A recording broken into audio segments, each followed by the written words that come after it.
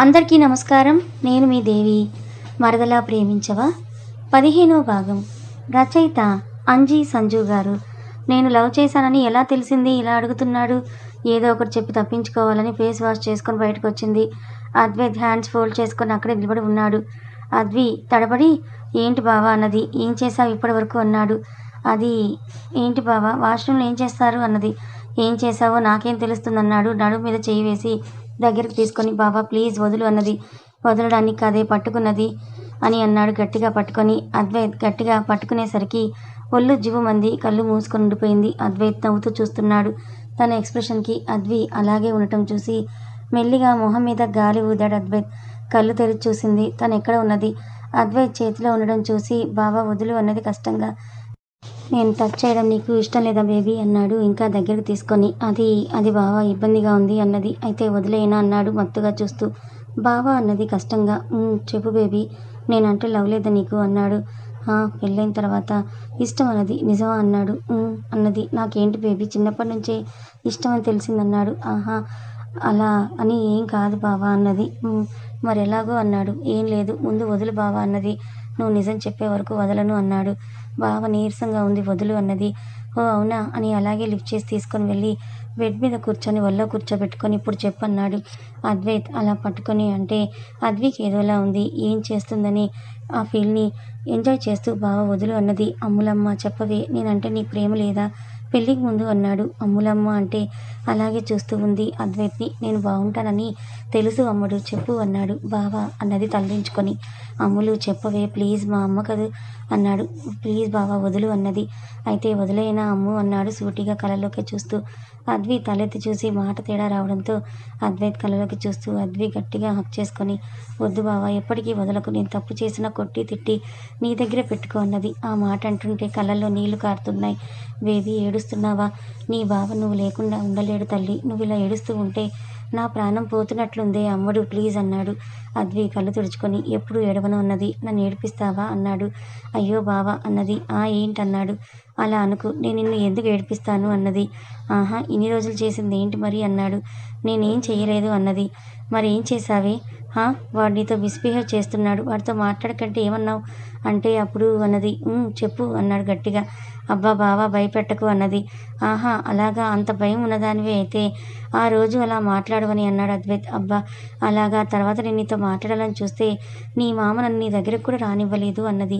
నువ్వన్న మాట కోపం వచ్చింది నీ డాడ్కి అన్నాడు. అంటే డాడ్కి చెప్పావా అన్నది అద్వైత్ని సీరియస్గా చూస్తూ. అంటే ఆ రోజు నువ్వు అన్న మాటకి చాలా బాధ కలిగింది. నేను ఇంటి దగ్గర దింపి రఘు దగ్గరికి వెళ్ళాను. నేను బాధపడటం చూసి వాడు భయపడి మామకు ఫోన్ చేశాడు. నేను చెప్పినవన్నీ విని నేనేమైనా చేసుకుంటానని భయపడి మామ స్పీడ్గా వచ్చేశాడు రఘు వాళ్ళ ఇంటికి. అప్పటికే నేను రఘుకి చెప్పాను మామకు చెప్పకు అని. కానీ వాడు అప్పటికే ఫోన్ చేయడంతో మామ వినేసి వచ్చి కొట్టాడు నన్ను. విషయం దాచానని నా బాధ చూసి నీకు దూరంగా ఉంచాలని నాన్న నన్ను ఎక్కడికైనా నేను తీసుకొని వెళ్ళమని చెప్తే వద్దు అని చెప్పేవాడు మామ. నీ మామకు నువ్వు బాధపడితే నచ్చదు. నేను ఎలా ఉన్నా పర్వాలేదు అన్నది. అమ్ము అన్నాడు అద్వైత్. ఏంటి అమ్ము పెద్ద నీ మామకి నువ్వుంటే చాలు అన్నది. అది కాదురా చిన్నప్పటి నుంచి నేను నిన్ను జాగ్రత్తగా చూసుకున్నా. ఇంట్లో ఎవరిని దగ్గరికి రానిచ్చేవాడిని కాదు. నువ్వు పుట్టినప్పుడు అత్త నీ పెళ్ళాం ఇది నువ్వు పెళ్లి చేసుకుంటావా అన్నది. నా దగ్గరే ఉంటుంది అంటే చేసుకుంటానని అన్నాను. అయితే నీ దగ్గరే ఉంటుంది చేసుకో అన్నది. అందుకే నిన్నెవరు చూసినా ఎవరు టచ్ చేసినా కోపం వచ్చేది కానీ మామయ్య కంట్రోల్ చేసేవాడు. కానీ నువ్వు ఆ రోజు మాట్లాడిన మాటలు ఇంకా గుర్తున్నాయి అన్నాడు. సారీ బావా అన్నది తలదించుకొని. ఎందుకలా బిహేవ్ చేసావు ఆ రోజు? నాకు ఇప్పటికీ అది తలుచుకుంటే బాధగా ఉంటుందన్నాడు. సారీ బావా అంతకుముందు నువ్వు రఘు అన్న మాట్లాడుకోవడం విన్నానన్నది. ఏం మాట్లాడడం అన్నాడు. అది నువ్వు నన్ను వదిలి వెళ్ళాలనుకోవడం లేదని రఘు అన్న ఎంత చెప్పినా నువ్వు నన్ను వదిలి వెళ్ళాలనుకోవడం లేదని ఖరాఖండిగా చెప్పావు. అందుకే నీతో మాట్లాడడం తగ్గించాను. నువ్వు వచ్చిన తర్వాత కూడా వెళ్ళను అంటే నా వల్ల నీ ఫ్యూచర్ ఎక్కడ నాశనం అవుతుందని వాడంటే ఇష్టం అన్నట్లుగా మాట్లాడాను. ఆ రోజు నీ కంట్లో నీళ్లు చూసి నాకు చచ్చిపోవాలనిపించింది. కానీ నా బావ ఎప్పుడూ హై రేంజ్లోనే ఉండాలి. దానికి ఏమైనా చేస్తాను అన్నది. అమ్ము అన్నాడు. అవును బావ నువ్వు ఇక్కడే ఉంటావునని అలా అన్నాను. నువ్వు ఎవరు అన్నా అప్పుడు నువ్వు పడ్డ బాధ కంటే ఎక్కువ బాధపడ్డాను నేను అన్నది. అందుకే అమ్ము అని పిలవాలని చూడకు అని అన్నావు అన్నాడు. అది కూడా అందులో భాగమే అన్నది తలదించుకొని. ఎప్పటి నుంచి ఇష్టం నేనంటే నీకు అన్నాడు. అది చిన్నప్పటి నుంచి. కానీ నేను మెచ్యూర్ అయ్యాను కదా, అప్పుడు నేను కడుపులో నొప్పి అంటే నువ్వు అల్లాడిపోయావు చూడు. ఆ రోజు నిన్ను చూస్తే నవ్వొచ్చింది. నేను ఏడుస్తుంటే నీ కళ్ళల్లో నీళ్లు తిరిగాయి. ఆ రోజు అర్థమైంది నీకు నేనంటే ఎంత ఇష్టమో అని. నేను కూడా అప్పటి నుంచి నేను లవ్ చేస్తున్నా, కానీ చిన్న ఏజ్లో అలాంటివి బాగోదని సైలెంట్ అయ్యాను అని అన్నది. సరే మరి ఇంకా అన్నాడు. నాకు నిద్ర వస్తోంది బావా అన్నది. అప్పటికే నీరసంగా కనిపిస్తే సరే పడుకో అని బెడ్ మీద పడుకోబెట్టి తను నిద్రపోయింది అనుకున్న తర్వాత లేచి అద్వి రూమ్లోకి వెళ్ళాడు. తన బట్టలు కబోర్డ్ ఓపెన్ చేసి చూస్తే ఎక్కడ గిఫ్ట్స్ కనిపించలేదు. అన్నీ చూశాడు. లాస్ట్కి ఒక కబోర్డ్లో కొన్ని కవర్స్ కనిపిస్తే ఓపెన్ చేశాడు. ఫస్ట్ తన బర్త్డేకి కొన్న గిఫ్ట్ డేట్ చూసి అది ఓపెన్ చేశాడు. అందులో తనకి ఇష్టమైన పెన్ ఉంది. అది చూసి నవ్వుతూ పక్కన పెట్టాడు. నెక్స్ట్ ఇంకొకటి తీశాడు. అందులో ఒక ఫోటో ఫ్రేమ్ ఉంది. అందులో ఇద్దరూ కలిసి దిగిన చిన్నప్పటి ఫోటో ఉంది. అందులో ఇద్దరు ఎంతో అందంగా ఉన్నారు. అద్విని ఒళ్ళో కూర్చోబెట్టుకొని మిగిలిన ఫోటో దిగిన ఫోటో అది. దాన్ని కిస్ చేసి పక్కన పెట్టాడు. వేరేది ఓపెన్ చేశాడు. అందులో దేవుడు లాకెట్ ఉంది. ఎందుకే బంగారం ఇంత ఇష్టం పెట్టుకొని ఇన్ని రోజులు బయట పెట్టలేదు అని వేరేది ఓపెన్ చేశాడు. అందులో వాచ్ చూసి నవ్వుతూ పక్కన పెట్టాడు. అలా ఓపెన్ చేస్తూ చూస్తుంటే ఒక్కొక్క దాంట్లో సిల్వర్ బ్రాస్లెట్ ఉంది. ఒక రింగ్, ఇంకా డ్రెస్, ఇంకా టీ షర్ట్స్, ఇంకా షర్ట్స్, లాస్ట్ దాంట్లో ఒక సూట్ కూడా ఉంది. అది చేత్తో తడిపాడు.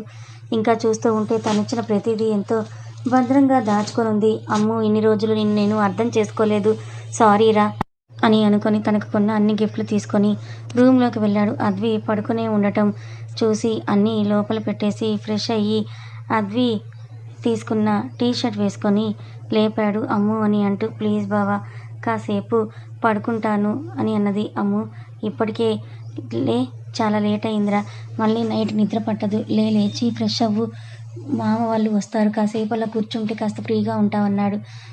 నువ్వెప్పుడు ఇంత నిద్రపోనివ్వకుండా అన్నది. ఓసే, ఎవరైనా వింటే నేనేదో చేశాను అనుకుంటారన్నాడు. అయితే ఏంటి ఇప్పుడు ఏమీ చెయ్యకని నిన్నెవరైనా ఆపారా అని అన్నది. ఏంటే ఇప్పుడు ఏం చేసినా నీకు ప్రాబ్లం లేదు అంతే కదా అన్నాడు. అని మళ్ళీ ఏమన్నదో గుర్తొచ్చి వచ్చి అంటే బావా అది అన్నది కళ్ళు తెరిచి. అది చెప్పు బేబీ అన్నాడు. బావా నువ్వెందుకు అదోలా మాట్లాడుతున్నావు అన్నది అద్వి టెన్షన్గా. అదోలా అంటే ఎలా బేబీ అన్నాడు. ప్లీజ్ బావా నేను ఫ్రెష్ అయ్యి వస్తానన్నది లేస్తూ. అబ్బా అప్పుడైనా ఆగు అని లేస్తుంటే చెయ్యి పట్టుకొని దగ్గరికి తీసుకొని ఇప్పుడు చెప్పు విషయం అన్నాడు. ఏముంటుంది, ఏం లేదన్నది. అబ్బా అమ్ము ఏంటి ఇది, దగ్గరకు వస్తే దూరం పోతున్నావు అన్నాడు. బావా అలా అనకు, ఎందుకో టెన్షన్గా ఉంది, నువ్వెప్పుడు ఇలా దగ్గరికి తీసుకోలేదు కదా అన్నది. అది నిజమేలా, తీసుకోవాలనుకున్నా, ఎక్కడ నువ్వు డిస్టర్బ్ అవుతావు అని నేను దగ్గరికి తీసుకోవాలని అనుకున్నా కూడా తీసుకోలేకపోయాను అన్నాడు. సరే ఇన్ని రోజులు ఎలాగో వేస్ట్ చేశావు, ఇప్పటికైనా అని అన్నాడు. బావా ప్లీజ్ వదులు, వాష్రూమ్ లోపలికి వెళ్ళాలి అని విడిపించుకొని ఫాస్ట్గా వాష్రూమ్లోకి వెళ్ళింది. అద్వైత్ పిచ్చి బంగారం అని నవ్వుతున్నాడు. అద్వి వాష్రూమ్లోకి వెళ్ళి అమ్మో బావేంటి ఇందాక ఇవాళ కొత్తగా మాట్లాడుతున్నాడు అనుకుని, బావ ఎలా మాట్లాడాలో నాకు ఇష్టమే కానీ లైఫ్ లాంగ్ నాతోనే ఉండాలనుకుని ఆలోచిస్తూ ఫ్రెష్ అయ్యి వచ్చేసరికి అద్వైత్ సీరియస్గా చూస్తున్నాడు. ఏమైంది బావా అన్నది అద్వి. నన్ను ఎందుకు తోసి వెళ్ళావన్నాడు. బావా సారీ అన్నది దగ్గరికి వచ్చి. అద్వైత్ దొరికిందే సందనుకొని నడుము చుట్టూ చేతులు వేసి ఇప్పుడు వెళ్ళి అమ్ము అన్నాడు.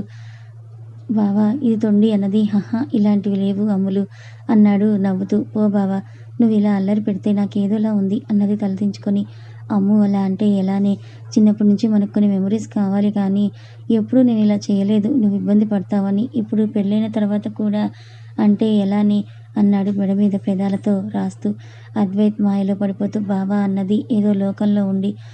చెప్పు బేబీ ప్రొసీడ్ అవనా అన్నాడు ఇంకా గట్టిగా హత్తుకొని. ఏదో లోకంలో ఉండి అన్నది. అద్వి ఓకే అనడంతో మెల్లిగా అలాగే ఎత్తుకొని తీసుకుని వెళ్ళి బెడ్ మీద పడుకోబెట్టి తన మీదకు చేరాడు. అద్వైత్ని చూడలేక కళ్ళు మూసుకొని ఉంది అద్వి. నుదుట మీద ముద్దు పెట్టుకొని మెల్లిగా కళ్ళ మీద, తర్వాత బుగ్గల మీద, తర్వాత ముక్కు మీద ముద్దు పెట్టాడు. కాసేపు అలాగే చూసి తనని ఊరిస్తున్న చెర్రీ లాంటి పెదాలని ఫస్ట్ టైం ఎంత ప్రేమగా అందుకున్నాడు. ముద్దుకి మెల్ట్ అవుతూ తన చేతులు మెడ చుట్టూ వేసి వేళ్ళు జుట్టులోకి పోనించి గట్టిగా పట్టుకొని తను ముద్దు పెడుతూ ఉంది. అద్వి నుంచి వచ్చిన సహకారంతో అద్వైత్ ఇంకా ముద్దులో గాఢతని పెంచుతూ ఉన్నాడు. ఒక్క చెయ్యి నడుముని సవరిస్తూ ముద్దు కంటిన్యూ చేస్తూ పై పెదవి కింద పెదవి మార్చి ముద్దు పెడుతూ నాలుకని పనివేస్తూ ఇద్దరు ఒక ట్రాన్స్లోకి వెళ్ళారు. ఇద్దరు ఒంట్లో ఏదో కావాలనే తాపం.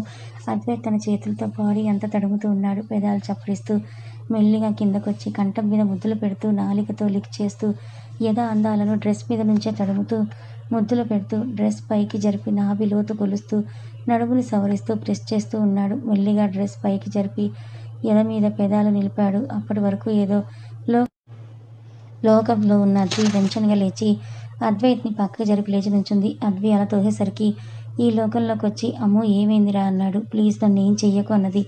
అమ్ము అన్నాడు అద్వైత్. అయినా భయపడుతూ ఉంది. దగ్గరికి వెళ్ళి గట్టిగా హక్ చేసుకొని అమ్ములు నేను నీ భావన్రా ఏమైందమ్మా అని అన్నాడు అద్వైత్. అద్వి కొడుతూనే ఉంది. అమ్ములు నేను అద్వైత్ని తల్లి, నీ భావన ఏం జరిగిందిరా, ఇలా అయిపోతున్నావు, నేను దగ్గర అవ్వడం ఇష్టం లేకపోతే వద్దు తల్లి, నువ్వు ఇలా ప్యానిక్ అవ్వకు అన్నాడు వెన్నిముడుతూ.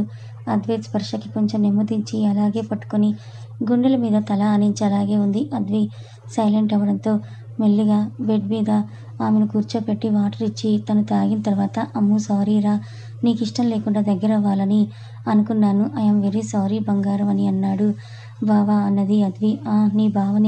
నీ బావ ఇవాళ నిన్ను బాధ పెట్టాలని అనుకున్నాడు అని అన్నాడు అద్వైత్. అలా అనుకు బావా అన్నది అద్వి.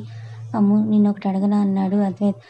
బావా అన్నది. ఎందుకు అంతగా భయపడ్డావు, నేనంటే ఇష్టమే అన్నావు కదా, లేదా ఏమైనా జరిగిందా అన్నాడు అద్వి. ఏమైనా జరిగిందా అంటే భయపడటం చూసి ఏదో అయ్యిందని అర్థమైంది, ఇంకా అడగాలని అనుకోలేదు. అద్వి భయపడుతూ బావా అలా ఏం లేదు అన్నది. సరే సరే వదిలే, నీకు ఇష్టం లేకుండా చెయ్యి వేయను అని అన్నాడు. అని తలదించుకొని అంది. నువ్వు తప్పు చేయలేదు అమ్ముడు, ఇలా తలదించుకొని ఉండటానికి పద కిందకి వెళ్దామని అన్నాడు. అద్వి ఫేస్ వాష్ చేసుకొని వస్తే ఇద్దరు కలిసి కిందకి వెళ్తారు. ఎలా ఉంది ఇప్పుడు అని అన్నారు సత్యగారు. ఫైన్ డాడ్ అన్నది. నీ బావ పక్కనుంటే ఫైన్గానే ఉంటావులే అన్నారు. నవ్వింది అద్వి. జయరాం గారు అద్విని పక్కన కూర్చోబెట్టుకొని బేబీ నొప్పిగా ఉందా అని అన్నారు చెయ్యి పట్టుకొని. లేదు మావయ్య తగ్గిపోయిందన్నది చిన్నగా స్మైల్ ఇస్తూ. ఎప్పుడు ఇలా చెయ్యకు బంగారం, నువ్వు లేకపోతే ఎవరు ఉండలేరు, మళ్ళీ ఇలాంటి తప్పు చెయ్యను అని మాట ఇవ్వు అన్నారు మావయ్య అన్నది అద్వి. అవును బేబీ మాట ఇవ్వు, రేపు వాడు ఏమైనా అంటే అప్పుడు ఇలా చేస్తే నువ్వు ముందు మాట ఇవ్వు అని అన్నారు సుధగారు కూడా. అత్త నువ్వు కూడా అన్నది. అవును నేను కూడా ముందు ప్రామిస్ చేయన్నారు. సరే ప్రామిస్, బాధగా ఉంటే మీతో చెప్తానన్నది. అలా అన్నావు బాగుందన్నారు. లలిత గారు వచ్చి ఒక్కటి ముట్టి మళ్ళీ ఇలాంటి పనులు చేస్తే పైన నేను కొడతాను అన్నారు. అత్త అన్నాడు అద్వైత్. నువ్వు ఉండుగన్నా, దానికి సగం వలసు నువ్వే ఇస్తున్నావు, ఇలా చేయడానికి ఆలోచించాలి కదా అన్నారు. వదిలే లల్లి, ఇబ్బంది పెట్టకు, భోజనం పెట్టు, టైం అవుతోందన్నారు సత్యగారు. సరే రండని కిచెన్లోకి వెళ్ళి అన్నీ టేబుల్ మీద పెట్టారు లలిత గారు సుధా గారు. అందరూ వెళ్ళి డైనింగ్ టేబుల్ దగ్గర కూర్చున్నారు. అద్వైత్ వడ్డించుకుని అద్వికి పెట్టాడు. నేను తింటాను బావా అని అన్నది. పర్వాలేదులే తిను అన్నాడు. అది ఎప్పుడు అలవాటే కనుక అందరూ సరదాగా మాట్లాడుకుంటూ తిన్నారు. అందరూ తిన్న తర్వాత కాసేపు హాల్లో కూర్చొని మాట్లాడుతూ ఉన్నారు. కాసేపటికి ఎవరి రూమ్కి వాళ్ళు వెళ్ళారు. అద్వైత్ని ఫేస్ చేయలేకపోతుంది. అద్వైత్ రాకుండానే వెళ్ళి పడుకుంది. అద్వైత్ వచ్చేసరికి నిద్రపోతుంది చూసి సైలెంట్గా తన పక్కన పడుకున్నాడు. నిద్ర పట్టక అద్విని దగ్గరికి తీసుకొని గుండెలకు హత్తుకొని పడుకున్నాడు. నెక్స్ట్ డే మార్నింగ్ లేచి చూసేసరికి అద్వైత్ కోగిట్లో ఉంది. అది చూసి హ్యాపీగా నవ్వుతూ నుదుట మీద ముద్దు పెట్టుకొని హ్యాపీ మార్నింగ్ బావా అని లేచి వెళ్ళింది. తను ఫ్రెష్ అయ్యి కిందకి వెళ్ళి పూజ చేసుకొని కాఫీ తీసుకొని పైకి తీసుకొని వెళ్ళి అద్వైత్ని లేపింది. ఏంటమ్ము అని అన్నాడు. కాఫీ అన్నది. అని లేచి ఫ్రెష్ అయ్యి వచ్చి కాఫీ తీసుకొని నువ్వు తాగావా అన్నాడు. ఇంకా లేదు వెళ్తాను అన్నది. రా షేర్ చేసుకుందాం అన్నాడు. పర్వాలేదు బావా అన్నది. తాగు పర్వాలేదని సాసర్లో పోసి ఇచ్చాడు. ఇద్దరు బాల్కనీలోకి వెళ్ళి కూర్చొని తాగుతూ కాసేపు అక్కడే కూర్చొని ఉన్నారు. కానీ ఇద్దరు ఒక్క మాట కూడా మాట్లాడుకోలేదు. నైట్ జరిగింది ఇద్దరికి ఏదోలా ఉంది. ఇద్దరు చాలాసేపు అక్కడే ఉన్నారు కానీ మాట్లాడుకోలేదు. కాసేపు అక్కడే ఉండి లోపలికి వెళ్ళింది అద్వి. అద్వైత్ ఏదో ఆలోచిస్తూ లోపలికి వెళ్ళాడు. అప్పటికే అద్వి రెడీ అవ్వడం చూసి అద్వి ఇంట్లోనే ఉండు ఇవాళకి అన్నాడు. బావా అన్నది. చెప్పింది చెయ్యి అన్నాడు సీరియస్గా. నాకు ఇంట్లో ఉంటే బోర్ కొడుతుంది, పోనీ నీతో పాటు ఆఫీస్కి రానా అన్నది నవ్వుతూ. అవసరం లేదు, మామతో వెళ్ళు కావాలంటే అన్నాడు. లేదు నీతోనే వస్తానన్నది. అబ్బా అమ్ము చెప్పేది విను అన్నాడు. లేదు నీతోనే వస్తానన్నది. నేను తీసుకొని వెళ్ళాలని కిందకి వెళ్ళిపోయాడు ల్యాప్టాప్ బ్యాగ్ తీసుకొని. అద్వి వెనకే వచ్చి కోపంగా జయరాం గారి పక్కన కూర్చొని మావయ్య అన్నది. చెప్పు బేబీ ఏం కావాలి అన్నారు. అది నేను ఇవాళ బావతో కలిసి ఆఫీస్కి వెళ్తానన్నది. అంతే కదా వెళ్ళురా అన్నారు. అది మావయ్య బావ వద్దంటున్నాడు అన్నది. ఎందుకు వద్దంటాడు, వాడికి అంతే, నీకెందు ఎక్కువ హక్కు ఉంది అని అన్నారు. నిజమా అన్నది. నిజమే అన్నారు ఆయన. అలా ఎలా అవుతుంది, అది నా అల్లుడిది అన్నారు లలిత గారు వచ్చి. నీ అల్లుడిది అంటే దానిది కూడా అన్నారు. ఏం కాదు అన్నారు లలిత గారు. ఓహో, అయితే అద్వి ఇండస్ట్రీస్ సత్యది మాత్రమే కదా అన్నారు. అలా అవుతుంది, మా ఇద్దరిది కదా అన్నారు లలిత గారు. కదా, ఇప్పుడు చెప్పు అన్నారు. ఆ పో అన్నయ్య, నీకెలా అయినా నాకు అంతే, అద్వి ఎక్కువైపోయింది అన్నారు. అవును, ఎంతైనా నా ఇంటి మహాలక్ష్మి కదా అన్నారు జయరాం గారు. కన్నా, ఈ గొడవ అంతా ఎందుకు, దాన్ని తీసుకొని వెళ్ళు అన్నారు. మామ, మీటింగ్ ఉంది అని అన్నాడు. అవునా, అయితే నాతో రా బేబీ, బావ బిజీ అంట అన్నారు సత్యగారు. నో, నేను బావతోనే వెళ్తాను అన్నది. ఇంత చెప్పినా వినదురా, తీసుకుని వెళ్ళు అన్నారు సుధగారు. పద అన్నాడు సీరియస్గా. ముందు టిఫిన్ చేయండి అన్నారు లలిత గారు. సరే అని అందరూ టిఫిన్ చేసిన తర్వాత అద్వి అందరికీ బాయ్ చెప్పొచ్చి కారులోకి ఎక్కింది. అద్వైత్ సీరియస్గా డ్రైవ్ చేస్తున్నాడు. బావా, కోపం వచ్చిందా అన్నది. ఎందుకింత మొండిగా తయారయ్యావమ్ము అన్నాడు సీరియస్గా. ఏమో, నీ దగ్గరే ఉండాలనిపిస్తోంది బావా అన్నది భుజం మీద తల పెట్టుకొని. అద్వి ఇన్సెక్యూర్ ఫీల్ని అర్థం చేసుకుని, సరే మరి, నేను వర్క్ ఇస్తాను, అది నువ్వు కంప్లీట్ చేయాలి అన్నాడు. సరే బావా అన్నది. అలా ఇద్దరూ కలిసి ఆఫీస్కి వెళ్తారు. అక్కడ ఉన్న అద్వైత్ పిఏ ఇద్దరిని చూసి, ఏంటి వాళ్ళ ఇద్దరు కలిసి వచ్చారనుకుని సైలెంట్గా చూసి సైలెంట్గా తన రూమ్లోకి తను వెళ్ళిపోయింది. అద్వైత్ ఇద్దరు కలిసి ఆ క్యాబిన్కి వెళ్ళారు. కాసేపటికి అద్వైత్ క్యాబిన్కి రఘు వచ్చి అద్విని చూసి హాయిరా నవ్వుతూ, నువ్వెప్పుడు వచ్చావు అన్నాడు. అన్న, బావతో వచ్చానన్నది. అవునా, ఇప్పుడు ఎలా ఉంది హెల్త్ అన్నాడు. బాగుందన్న అని అన్నది. అవునా, మరి కాలేజ్కి వెళ్ళలేదా అన్నాడు. లేదు, బావ వద్దన్నాడు అన్నది. మన బావకి కాలేజ్కి వెళ్తే నీరసం వస్తుంది, కానీ వెనకే ఆఫీస్కి తీసుకుని వస్తే నీరసం రాదా అన్నాడు. అద్వైత్ ఎందుకు వద్దన్నది అర్థమయ్యి నవ్వుతుంది. అద్వైత్ సీరియస్గా రఘుని చూస్తున్నాడు కోపంగా. హలో మిస్టర్ రఘు, వచ్చిన పని చూసుకొని వెళ్ళన్నాడు కోపంగా. అమ్మో, బావకి కోపం వచ్చింది. ఇప్పుడు నేనేమన్నానని అన్నాడు రఘు. అంటే అది, బావ నన్ను తీసుకొని రాలేదు, వద్దంటున్నా నేనే వచ్చానని కూడా మామయ్య తీసుకొని వెళ్ళమని చెప్తేనే తీసుకొని వచ్చాడు. అప్పుడు నువ్వు వచ్చి తను కావాలని తీసుకుని వచ్చాడు అంటున్నావు కదా, అందుకే కోపం అన్నది. అమ్మో, అయితే ఇప్పుడు నా కోటింగ్ ఉంటుందన్నమాట అన్నాడు. అది నువ్వు చూసుకో అన్నది నవ్వుతూ. నిజమే, ఇప్పుడు ఏదో ఒకటి చెయ్యాలని లేచి, సార్ నాకు చిన్న వర్క్ ఉంది, మళ్ళీ వస్తానన్నాడు. నీకు వర్క్ ఉన్నప్పుడు ఎందుకు వచ్చావు ఇక్కడికి అన్నాడు. అంటే అది, మరి కాసేపు ఆగిన తర్వాత మీటింగ్ ఉంది, అది చెప్పడానికి వచ్చానన్నాడు. అది నువ్వు చెప్పాలా, పిఏ ఉన్నది ఎందుకు, తనేం చేస్తోంది, మీటింగ్ ఉందని చెప్పడానికి నువ్వు వచ్చావన్నాడు. అబ్బా, వీడు ఏదో ఒకటి చేసి కొట్టేలాగే ఉన్నాడే, కూల్ చేసుకోవాలి అనుకుని దగ్గరికి వచ్చి, అది కాదు బావా, సారీరా అన్నాడు మెడ చుట్టూ చేతులు వేసి. ఏ పోరా ముందు, నీకు నా గురించి తెలిసి కూడా అంటున్నావని అన్నాడు. మళ్ళీ సార్ అంట సార్ అని అన్నాడు. బాగా కాలింది వీడికి అనుకుని ఒళ్ళో కూర్చొని, అది సారీరా అన్నాడు. పోరా నువ్వు, రాకు నా దగ్గరికి అన్నాడు అద్వైత్. రే బావా, బెట్టు చేస్తే ముద్దు పెట్టేస్తానన్నాడు. చీ పోరా వెధవా అన్నాడు అద్వైత్. వీళ్ళ గొడవను ఎంజాయ్ చేస్తూ ఉన్నది అద్వి చెంప కింద చేయి పెట్టుకొని చూస్తూ. రఘు లాస్ట్కి బుగ్గ మీద ముద్దు పెట్టాడు అద్వైత్కి. రే ఏంట్రా ఇది అన్నాడు అద్వైత్. నువ్వు చిల్లవు మావా అని అన్నాడు. నో, లే నువ్వు ఫస్ట్ అని అన్నాడు రఘు లిప్స్ టచ్ చేసి. ఇప్పుడు ఓకేనా అన్నాడు. అప్పుడే అద్వి గట్టిగా నవ్వింది. At the same time cabin door open అయింది. అక్కడ ఉన్న స్టెల్లా కూడా షాక్ అయ్యి చూస్తుంది ఇద్దరిని. ఏంటి వీళ్ళు ఇలా చేస్తున్నారు, కొంపతీసి తేడానా ఏంటి అనుకున్నది. సడన్గా డోర్ వేసిన చప్పుడు అవడంతో ముగ్గురు డోర్ వైపు చూశారు. అక్కడ ఉన్న స్టెల్లాని చూసి అద్వైత్ సీరియస్గా చూస్తూ, వచ్చే ముందు డోర్ నాక్ చేయాలనే సెన్స్ లేదా నీకు అన్నాడు. సార్ అది అంటుంది, అయినా అది సార్ మీటింగ్ ఉంది అని చెప్పడానికే వచ్చాను అని అన్నది. మీటింగ్ ఉందని నేను ఆఫీస్కి వచ్చిన గంటకి గుర్తొచ్చిందా నీకు, నేను వచ్చిన వెంటనే వచ్చి ఈరోజు షెడ్యూల్ చెప్పాలని తెలీదా అన్నాడు. అది సార్ అన్నది. ఏంటి, నువ్వు పిఏగా ఉన్నావని గుర్తుపెట్టుకో, వచ్చిన వెంటనే షెడ్యూల్ చెప్పాలి రేపటి నుంచి అన్నాడు గట్టిగా. సరే సార్ అన్నది. వెళ్ళి ఇంకా ఇక్కడ ఏం చేస్తున్నావు అన్నాడు అద్వైత్. సరే సార్ అని వెళ్ళింది. నేను ఒకటి అనుకున్నా, వస్తే ఇంకొకటి జరిగింది అనుకున్నది. అసలు స్టెల్లా వచ్చింది అద్వైత్లు ఏం చేస్తున్నారో చూద్దామని వచ్చింది, కానీ అక్కడ జరిగింది చూసి కోపంగా వెళ్ళిపోయింది. అయినా వాళ్ళిద్దరు ఏంటి అలా కూర్చున్నారు, నిజంగా తేడానా అనుకుని ఆలోచిస్తూ తన ప్లేస్లోకి వెళ్ళిపోయింది స్టెల్లా. ఈ కథ మీకు ఎలా అనిపించింది, నచ్చిందా? నచ్చితే లైక్ చేయండి, మరి కొంతమందికి షేర్ చేయండి. Thank you so much.